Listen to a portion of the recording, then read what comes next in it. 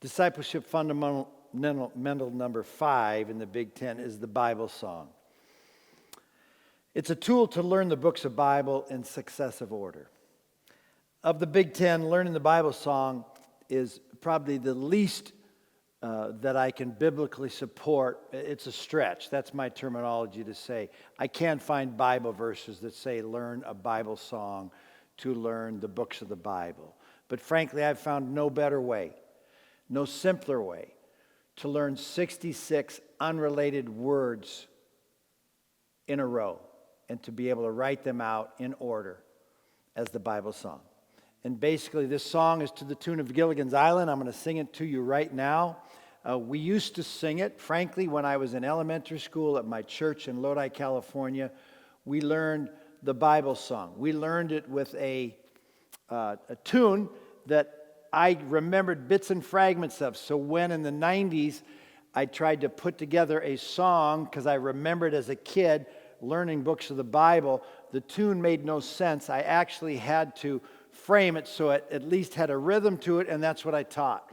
And then, typical of our example that the students teach the teacher, though the teacher learns more than the student by teaching, the students sometimes teach the teacher, and thus for us, for instance, akfro-grow became afro-grow because one of my disciple guys at one point said, we're ending with obedience. It's kind of a rough verse.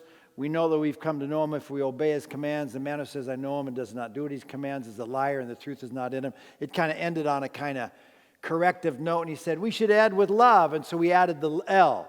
We added the L, love, to akfro-grow, which then became akfro-grow. My point is, teachers be willing to learn from your students. In the same way, one summer, after a summer when we came back in the fall, a guy said, hey, I figured out how to make the tune work with Gilligan's Island. And it did work.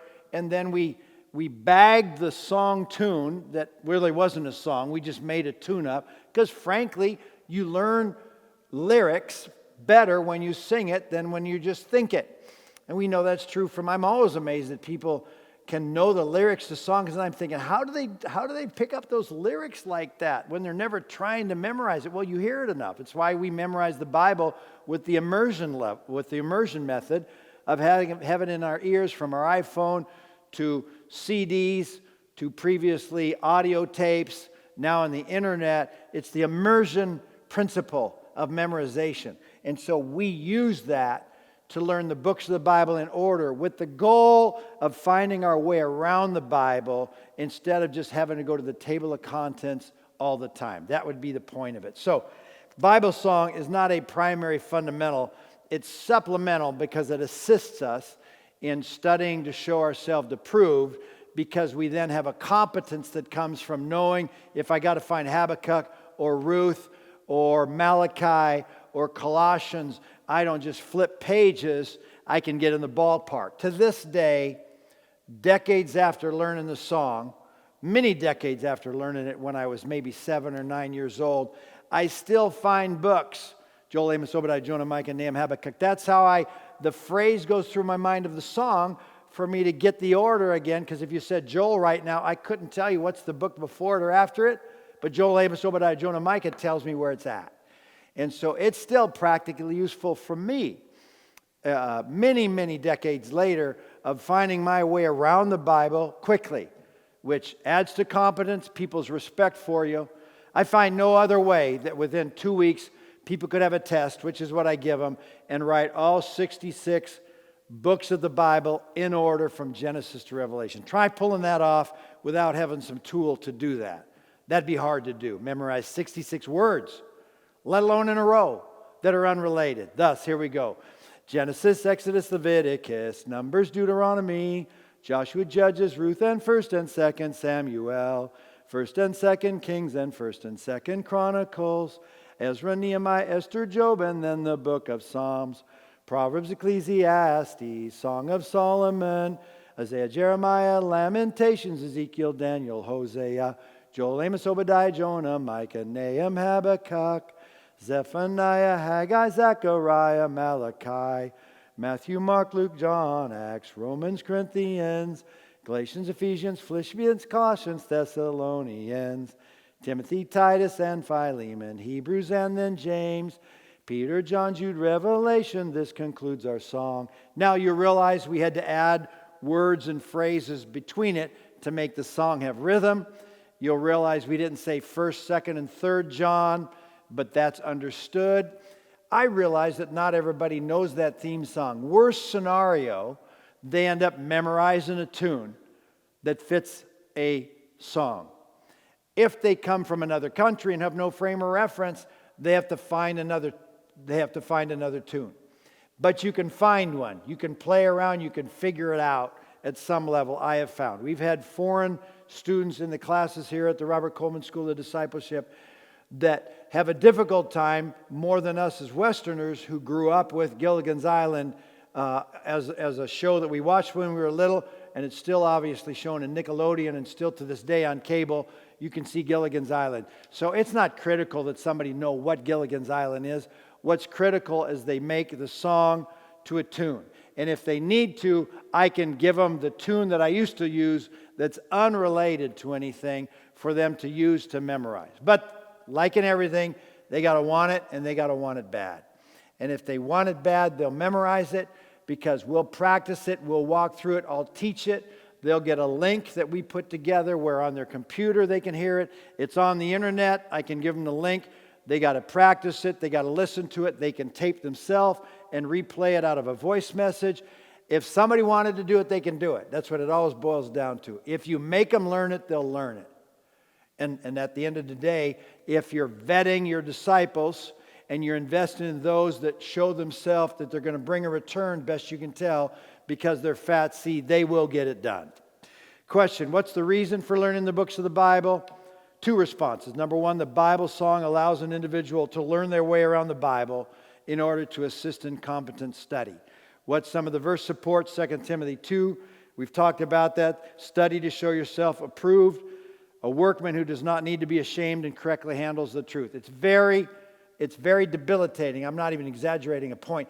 When people flip pages to find a book, or they go to the table of contents to find the order to find a book, they're embarrassed by that because other people turn right to it and they feel like, I don't know where to go, I got to go here, or they're slow in finding it when we say, let's read this passage, turn to Philippians 2. So you're moving them forward in competence. It's simple to do. It can happen within a month, frankly, with homework assignments. We make them learn it in 2 weeks. Now, they're not going to be perfect in 2 weeks, but they're going to have thrown away their cheat sheet and they can get along with it. And if they want it, they'll know it within a month perfectly and can sing it out loud, which we give them the opportunity to do. So when we're doing the Bible song, I'll sing it first. Principle, I do it, they, in this case, listen. They do it, I listen, they do it. That's the progression we work them through within those first month of being in a discipleship community with me. If somebody gets added to it after we've learned it, somebody in the group teaches it to them, holds them accountable to it. So again, the principle is my older guys are then discipling my younger guys in everything of the Big Ten. Just this last week, I put out a memo to the group to say, who of you newer guys wants to grow in any of the Big Ten? I have people in the group who will walk you through it and meet with you separately. I think last Saturday, one of my guys met with 2 guys to go over each of the Big Ten to make sure they understood it. And the best way they're going to understand it is by teaching it, because they'll think they understand it, but as soon as they have to teach it, they'll realize that I didn't understand it as well as I thought. I didn't know it as well as I thought. I didn't memorize as well as I thought. That's another benefit of people teaching. Another verse support, a reminder, during the last week's teaching on Bible memorization, we addressed the issue of being competent. It gives us confidence in Christ. It gives us others confidence in us. This is another ancillary benefit. If we do not reasonably know our way around the Bible in terms of where books are, we diminish our capacity to study, and we risk losing the respect of those we're attempting to impact. There's nothing more uncomfortable in a group setting than trying to hunt and fish for a verse because you don't know where the passage was. In fact, in my experience, not knowing their way around the Bible is enough for a guy not come to a meeting because he doesn't want to take the chance of being embarrassed of incompetent when we break open the Bible. So we had a conviction then that we needed to head this issue off right away so we don't trigger feelings of unworthiness or inferiority or I can't do it. There's a second reason we learn the books of the Bible, because singing to the Lord is a matter of obedience. Now, again, that's a stretch. We're talking about singing songs of worship. To me, however, I don't think it's a stretch to say for my 6-year-old or a 60-year-old to know the books of the Bible and sing it is not honoring to God and bless Him. In fact, whenever I'm in a public setting where I might have some disciples at, even if they aren't, but when they're there, I'll have them stand up and say, okay, guys, let's sing the Bible song. So here people are in a congregation or in a community or in a men's group, and they see adult people singing a song to the tunes of Gilligan's Island. And they think to themselves, whatever, that's weird, that's corny, that's cool. The bottom line is if they can't write out 66 books, then that guy can do what they can't do, irrespective of their maturity. That's a good source of conviction. I like it. I love it. I do it. I make them do it. I want their kids to do it. What they do with it after that is up to them. Verse support of the singing piece, Ephesians 5, speak to one another with psalms, hymns, and spiritual songs. This is a spiritual song, in my opinion. It qualifies because it has to do with the Word of God. Colossians 3:16, let the word of Christ dwell in you richly. We read that before. With all wisdom, as you, God's will, sing psalms, hymns, spiritual songs with gratitude in your hearts to God. These verses do not ask us to sing the Bible song, but I believe they qualify under this category of what God says His will is, which is to sing the Word of God, sing the songs of God, praise God in song, etc. Here's major excuses that come up to not learn the Bible song from people. And in the group, I know I get resistance because they feel funny, because they don't sing well, yada, yada, yada, yada. Get it done. Get it done. Do it because I asked you to. I know this is for your children and your children's children. You may say you don't need it. You may say you don't like it, but you don't have a plan. You certainly don't have a better plan, so use my plan. Why can't they? Because I can't sing well. This isn't about beautiful singing. This is about learning the books of the Bible in order. This is just a vehicle. I don't like singing. I don't care if you don't like singing. Sing it. Work at it. Break fear. If all they do is break fear, that's a win. And I promise you, some guys fear singing. And they for sure fear a little bit. That means are uncomfortable with, as a homework assignment, picking somebody back door that they're going to say, hey, part of my homework this week is I got to sing this song. And they'll probably caveat it and say, I'm not real good and this sounds funny. Just do it. Do it. Break fear. Bless them.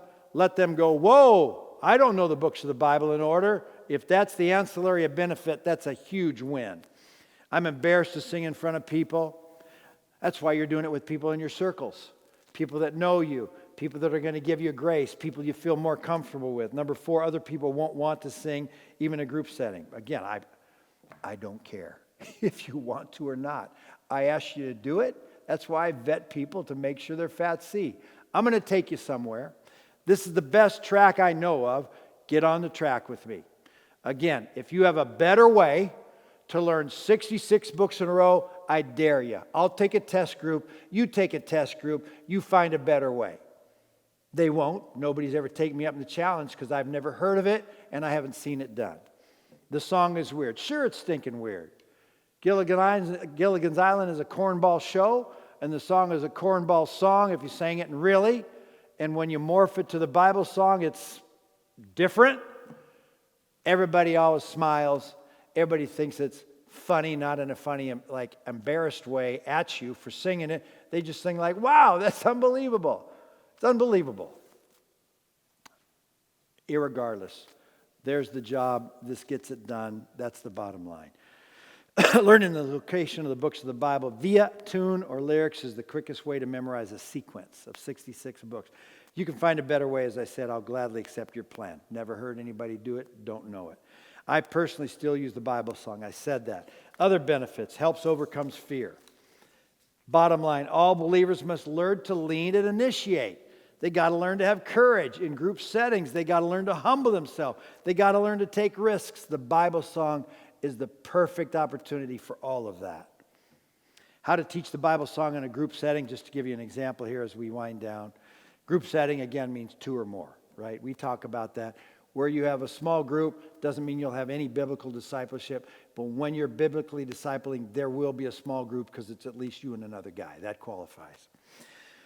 Week number 1, we begin the memory process. The leader sings the song. That's me or you. The Gilligan's Island theme song is sung over and over and over and over. Consequently, there are 6 verses to be sung to complete the Bible song. And 4 verses are used in the Old, 2 verses in the New. The group then turns to the table of contents in their Bible. And I sing the song, and they have a pen out, and I go Genesis, Exodus, Leviticus, Numbers, Deuteronomy, and they draw a line. That means that's the end of that sequence. Joshua, Judges, Ruth, and 1st and 2nd Samuel, they draw a line after that. In their table of contents, in their own Bible, they draw a line to separate the segments, and they also add the additional words. What does that mean? Genesis, Exodus, Leviticus, Numbers, Deuteronomy, pause.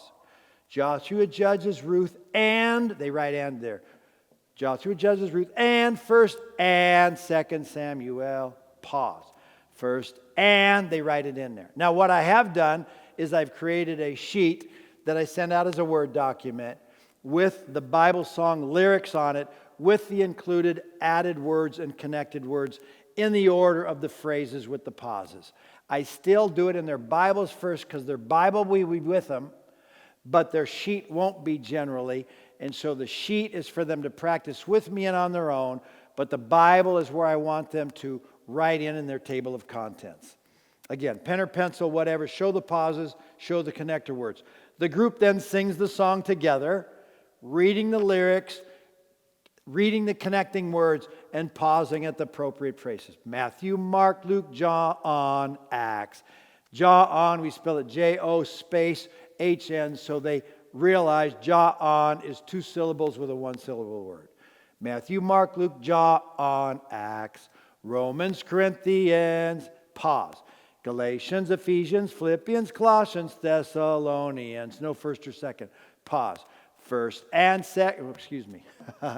Matthew, Mark, Luke, John, Acts, Romans, Corinthians, Galatians, Ephesians, Philippians, Colossians, Thessalonians, Timothy, Titus, and Philemon, Hebrews, and then James. So they sing it along with me while they read the sheet.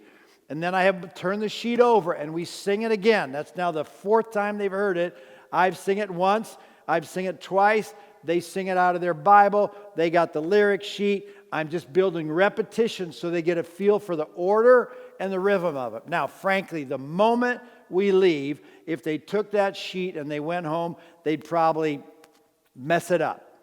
Because it's in particular tough in the Old Testament when we get Proverbs, Ecclesiastes, Song of Solomon, Isaiah, Jeremiah, Lamentations, Ezekiel, Daniel, Hosea. Here's one. Joel, Amos, Obadiah, Jonah, Micah. When I'm teaching it, I say, Joel, Amos, Obadiah, Jonah, Micah. Joel, Amos, Obadiah, Jonah, Micah. Joel, Amos, Obadiah, Jonah, Micah. Joel, Amos, Obadiah, Jonah, Micah.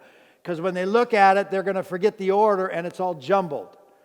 The point is repetition wins in this situation. And the supplement is then they have the sheet, they have the link, they can listen to it on their phone or their computer, they can sing it to themselves and tape it once again. If they want to do it, they'll do it. And I make them want to do it because they're held accountable to it. The next week, they're going to sing it without a sheet, or I'll start with the lyrics and then I'll flip it over. I'll ask for a volunteer to sing it. I'll ask for volunteers to sing it as a duet or quartet. I'm pushing the agenda that they understand. I'm serious about them knowing this because I want their children and their children's children know it. And if I presume they're going to learn it or presume they know it, that would be an assumption, and that would be bad for you and me.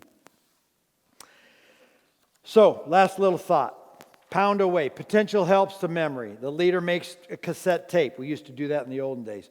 The leader sings the song on their answering machine or their cell phone. They can do that themselves. We now have links. Group members sing the song to each other. They partner up. Homework assignment is you sing next week with one of the guys in the group. So we're making it safe. They're going to role play it during the meeting, and outside of the meeting, they're going to have an opportunity, homework assignment, to role play a peer in the group, which is safe, or the courageous ones will do backdoor to somebody else, or their wife, or their children, whatever the case. I have whole families that I have one disciple right now that's taught it to his boys. So his 3 boys all know the Bible song because he practiced, and he wanted them to learn it. He wanted his kids to know this way around the Bible. Final thoughts. Practice as a group in the beginning. As the song is introduced, practice during the week with partner. That's accountability. Sing the following weeks until everybody gets it down. Here's other considerations as we close. Ask a volunteer to start the song in a group setting. So when I say in a group who's going to lead and somebody says yes, really what leadership means is they just say Genesis, Exodus, and then everybody chimes in. All it means to lead in the group setting is to be the first guy to say Genesis so everybody kicks in. It's kind of a standing joke. Who's going to lead it? They really just start it by saying the first book, which is Genesis. Ask a volunteer to sing alone. The leader picks the shy guys to start the song. The leader picks somebody to sing alone or in a group. Whatever it takes, same principle. When you ask for volunteers, the same guys volunteer and the same people don't. And so I pick people who don't volunteer so they know they're going to have to do it. And that way that fear of God causes them to prepare. That is the Bible song.